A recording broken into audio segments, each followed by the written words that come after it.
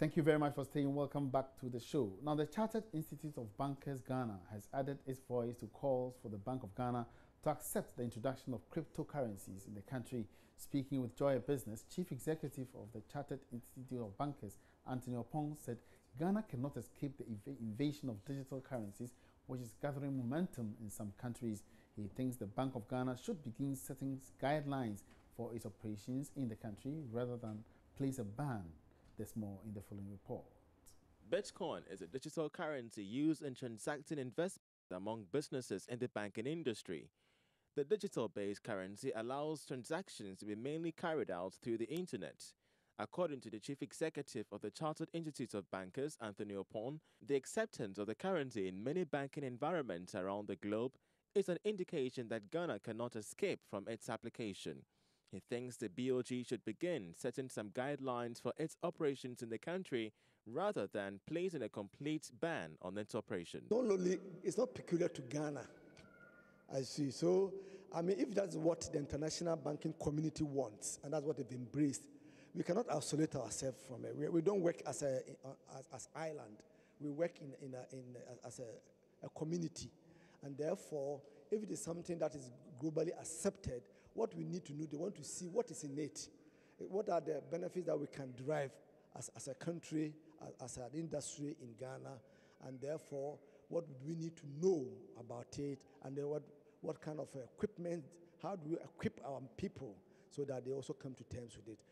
I wouldn't say Bank of Ghana should prevent it. Bank of Ghana should take time to study it, come out with a regulatory framework if there's a need for that, and then we can pick it from there. Anthony Opong spoke to Joy Business at the 6th annual Thanksgiving of the Institute in Accra. Addressing the members, President of the CIB, Reverend Patricia Sapor, urged bankers to acquaint themselves with the ongoing digitalization in the financial sector. Is the cryptocurrency or are the cryptocurrencies a threat to banking? This is something we need to consider seriously. Because so many years ago, when mobile banking came, nobody ever thought that mobile banking will evade the whole banking industry right now. So what are we doing about the crypto? Will the cryptocurrency disrupt banking or the banking systems, especially remittances? How do we position ourselves to face the crypto environment in the near future? It may have its ups and downs, but I think that going forward, these are some of the things we need to be thinking about. As the world is changing, we need to position ourselves, which is why the Chartered Institute of Bankers will continue to align to the digital environment and ensure that we churn out digital savvy, bankers who are abreast with technology and the needs of the time. The Institute will be doing more to enhance the skills of members in 2018. The Ghana Trades Union Congress has warned of collapse of the National Health Insurance Scheme under the current financing system. The leadership says improved and sustained scheme is available only when adequate government support for the implementation agency exists. Deputy Secretary General Joshua Ansah spoke at the second quadrennial delegates conference of the National Health Insurance Workers Union in Kumasi. Prince Apia reports. The conference provided a platform for members to discuss pertinent welfare and administrative issues. Deputy Secretary General Joshua Ansah says National Health Insurance Authority should look beyond subscriber premium and health insurance levy to fulfill its mandates. How can we sustain the national insurance? Statistics and research indicate that the current financing model can never sustain the NHI if we continue that way. So it is time for us to sit down and discuss with all the stakeholders and see how best we can all put our thoughts together. If there should be the need for us to increase the premium, then the alternative way is also to expand the coverage. Because if all my ailments is going to be taken care of, if you ask me to pay a premium to cover all these things, I think it's not bad. So I think serious discussions must be held between all the stakeholders, like NHI itself, the government, the trade union congress, organized labor, and the judiciaries. The national chairman of Health Insurance Workers Union, Maxwell Mauli Nadejo, commends government of its commitment to the scheme. He supports the proposed increment of the NHIS levy from 2.5% to 3.5% of the 17.5% of value-added tax. This will mean an increase in the current NHIS levy embedded in the current VAT rate of 17.5%. From its current rate of 2.5% to 3.5%. We pledge our support as workers to this cause, as this is critical to the survival of this all-important social intervention, which is benefiting all well-being Ghanaians. The Health Insurance Workers Union is affiliated to the Union of Industry, Commerce and Finance, UNICOF. General Secretary John Senanu Amegashi, however, insists adequate resources and employee motivation are critical to improving productivity. If we're able to enhance productivity, then of course we'll be able to generate enough income which we the workers can take part of. Because we cannot have an institution with a lot of challenges as we are seeing in National Health Authority. The authority needs to be resourced. If the authority is resourced and we are providing the needed services, then of course we should have the guts to also demand a better welfare scheme for the workers. However, in absence of all this, we advise workers to continue to remain very focused to ensure that they provide all the needed attention that to require, so that at least we sustain the scheme. You know that the income level of workers are very low throughout the country. So if the government, as part of their policy, is not able to resource the scheme, then of course workers, and for that matter, those who are not even working, cannot be taken care of by the government. Prince Apia reporting. Let's now turn our attention to some issues on the economy. And the Ghana Statistical Service has started reviewing ways it calculates economic activities in the country. The new rebasing exercise, which started in 2016, would see the addition of new items. It would also move the base year from 2006 to 2013 in calculating the GDP of the economy. The exercise could increase the size of the economy significantly. A recent review even pushed the country into a lower middle income status. Dr. Eric Osesibi thinks the rebasing is required. The last rebasing was done in 2006. That was the base year. Wasn't done for over, I think, 15 years. Since 1993, we didn't do any rebasing until 2006. And we all saw the changes that it brought to the economy. I think now they've committed themselves to reviewing this every 10 years. And I think the time is due. That the last one was 2006. A lot of structural changes have occurred in the economy, and that had to reflect in the GDP. And so I think it's a good thing that they rebase the economy to see the actual size of this economy, because a lot of things had come now. We have the social media all over the place. We have internet data, people buying data here and there, and the e-business thing, and all of that have to be captured in the GDP. And I'm sure if that is done, we're going to see a much bigger size. What will be the impact on the economy? Because some are saying that if the economy is bigger than what we thought, more revenue for us?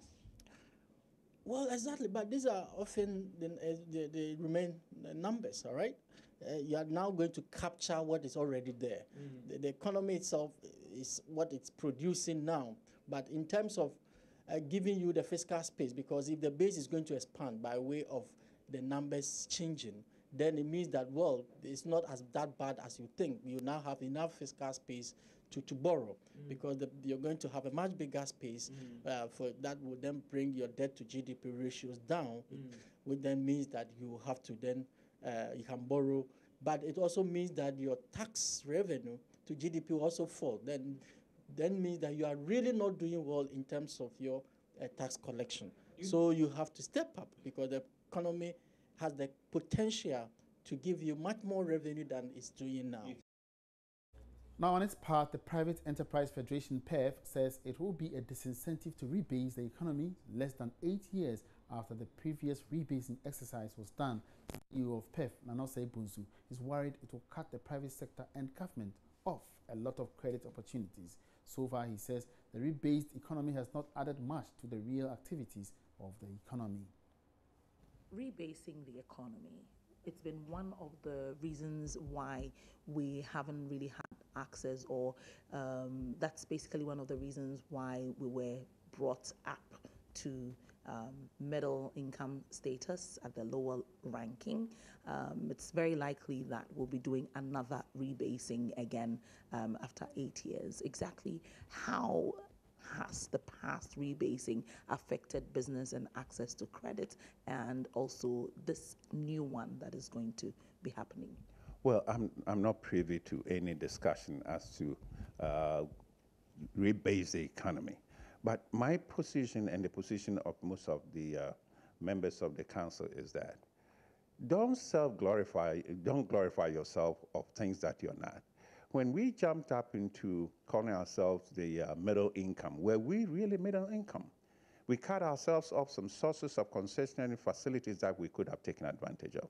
So just calling yourself jack of all trades when you know you're master of none doesn't make you the efficient institution that we want. So if we're going to do rebasing, it got to be based on actual numbers that justify that, yes, we have achieved status of A, B, C, D before we can, not the fact that, oh, rebasing Ghana is now rebased and we now middle, instead of lower middle income, the next thing you know is middle income, and then, but what does that do to the economy?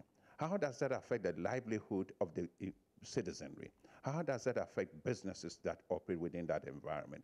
So rebasing is not just an art. It has to be justified means of doing things that will enhance the profitability of business, enhance the livelihood of people, and grow the economy in leaps and bounds, as the president has said.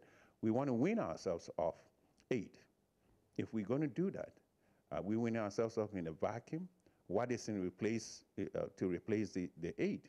Do we have enough revenues that will be generated to replace the aid? So we have to look at the various angles that we bring together, aggregate them to be able to do what we need to do instead of just jumping up and say rebasing from 1 to 1.5 or from 1.5 to 2. I think that exercise would be done with much openness, and that once the government thinks through it and is going to do it, I think it will be done in a way that would actually use the practicality of the economy instead of just the numbers that we're talking about. Let's now hear from former Deputy Government Statistician Ebo Duncan, who gives further clarification to the issue of rebasing the economy. I want to benchmark the economy into a current year or a closer year that will reflect the structure, the current structure of the economy. Why do we usually do that? You do that because the economy is dynamic, production processes change, input-output ratios change, new goods and services come into the country, which at times the statistician, overlooks it, or not intentionally, but are not known to the statistician to include it in the GDP. So you take all these things into consideration. So with time, you try and then review your methodology, and then review your data, and then your sources, and then all this. So it takes a lot of changes to do that, especially in countries like ours, where we keep fixed base rates, base years for a long period. In the advanced countries, US and others, the base period for instance, 2018 will be 2017. So they do what we call chain linking. So they don't have those problems. But for countries like us, for instance, Ghana is 2006. That is the base year. And even before it was rebased, it was 1993. That was the base year. Help me out. So what actually goes into this thing? I mean, we hear that in this situation, they've started as in 2016. What goes or what is going into this whole review in measurement of the economy? Okay. What you try to do is you try and then look at the gaps that has been created as the economy progresses. You also look at the way that you were measuring some of the activities because of lack of data. Then you also look at the price relatives. They also, change over time. And then you also look at the input-output structure of the companies in the economy. All right, so if you've just tuned in, you are on the Marketplace, the Tuesday edition with me, Emmanuel Abuaji Riafe. Now, moving on, the Food and Beverage Association is warning the introduction of the tax stamp policy would face some implementation challenges. The policy, which started last week, is part of efforts by government to check tax abuse by companies and prevent revenue leakages in the system. Let's get more details from the president of the association, Samuel Agri, who has just joined me with some more explanation. Good afternoon, sir. Welcome to the Marketplace. Now, first, I want to know from you. I thought, all these brouhaha was over even before the tax implementation issue was introduced. Now, why these concerns now? Let me first of all say the engagement we had with government all over this period. It's been about 4 years since we engaged government, and we tried to bridge the gap as to how the policy implementation itself will take off. Now, let me say that there has not been any agreement. We've not agreed if it comes to industry and business, importers and all that. We expected to have a common ground where we can implement this policy and then for it to take off smoothly. Unfortunately, we've not had that. Now, we met with government the last time, and they introduced us to other machinery where you need to affix your stamps and all these things. And we realized that we are being shortchanged, if let me put it that way. And therefore, we cannot go ahead if we need to implement this policy as a country, because there seems not to be any seriousness on the side of government, let me put that way, as to how they really want to deal with the shortfalls of revenue.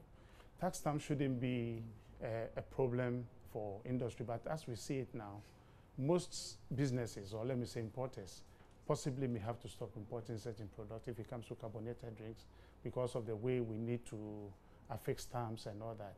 If it comes to the bottling industry, you need to invest not less than $1 million before you can expand your facility to ensure that you're able to affix the stamps for government to get the revenue that they want. And with that one, it will be very difficult. As I speak to you now, most of the industries are still in a quagmire because they don't know exactly how they are going to go about it. And if you are not careful, you'll be victimized you'll be a victim for not implementing this policy. These concerns have existed way back before even the introduction. Now, there have been some education for some time now going on. Why didn't you tailor these concerns at the onset and you are raising them now? You see, let me equate this policy to a landlord who has a land. And he gives you the land to put a facility on it, and then at the end of the day, he rents it back to you. This is what government is asking industry to do. And we are saying no. There are so many ways, giving them different alternates as to how they can really get the revenue that they want. If they think that the bottling industries are cheating them or the importers are also cheating. Exactly. And there's nothing like that if it comes to what they are saying. So we are saying that, look, if it's the revenue that you want, then let us employ certain other avenues where we can get the revenue that you want. But the way that we are going in the affixing the tax stamp, it's a bit of a challenge. Now, let me put it this way. In our engagements, it seems that if the policy does not take off, somebody is going to be charged for financial loss. And therefore, the business community is being forced to accept it as it is, even as bad as it is, we have to go ahead and implement it. And we said no. So we keep on saying that we cannot. The timing is too short and that it has to be... The timing, when will be good? When will it be good for the takeoff of the project? But then the system, the policy, the way they want to implement it is what we are talking about. Okay. Because if you tell me that you are giving me the stamps for free, and therefore I have to go ahead and invest in machinery. Exactly. The machinery and the stamps are variants. The cost of the machinery itself, you need to go and borrow from the bank to do all these things. And we are saying, no, we can't. Will it necessarily rise or lead to a rise in prices? Obviously, at the end of it, it will lead to pricing, because when you give it for free now, the next 6 months, who pays for it? Is the investor who is going to pay for it. And therefore, if we are not careful,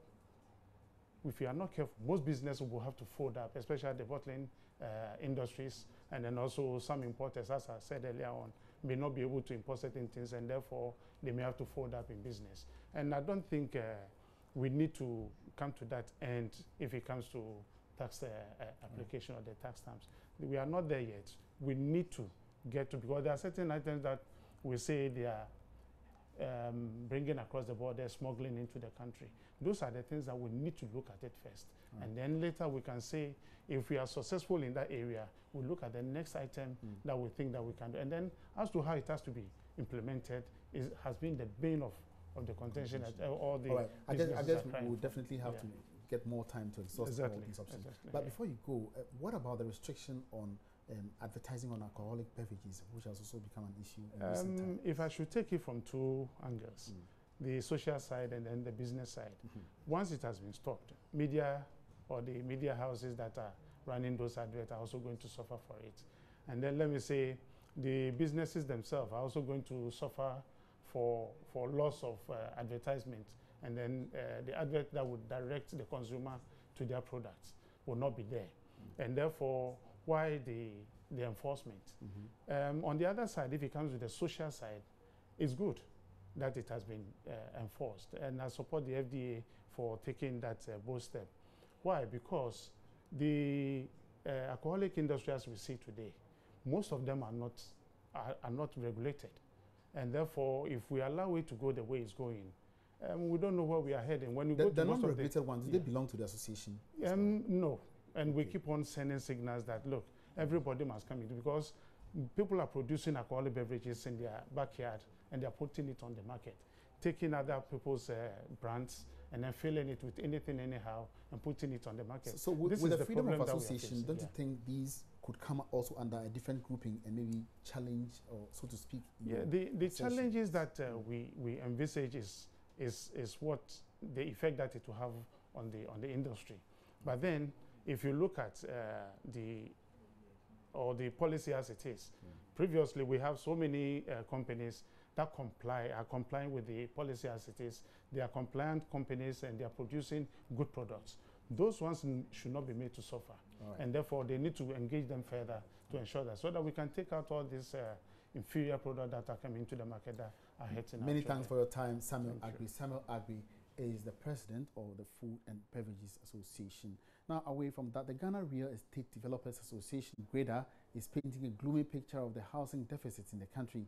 Acting Executive Director of GREDA, Samuel Haibo, who was speaking in an interview with Joy Business, said the situation has worsened over the years and lamented the way government is handling housing issues.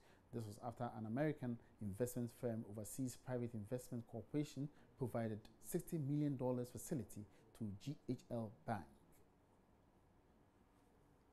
It's unfortunate that the truth of the matter is that our housing situation has worsened, and it is worsening because we haven't done enough to confront the issues which will at least bring us to a neutral level where we can say, okay, at least we are not incurring more deficits, but we are providing what we need to go. No, we haven't done that. In the past, maybe 20 years or so, you would not have seen any proper housing development arrangement in place between government or with government or government and the private sector to actually provide housing. You see that the houses that are being put on the market has all been purely private initiatives. And the announcement of certain, units of houses in the name of government, you yourself can go around and see whether those houses have actually been fully developed. The Kufuor government tried 5,000. It was never completed. Now we hear Senate and State Housing have taken over to try and complete some of them. I'm not too sure the state of them now. We heard about Segleme, where several thousands of houses have been put up there. As to what the state of it is, I'm not too sure.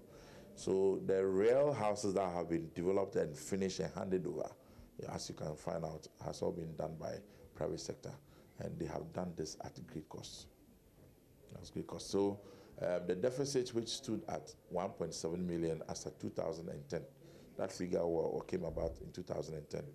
And that same report suggested that if we wanted to do something significant to confront the housing situation, we should be developing close to 150 to 200,000 every year.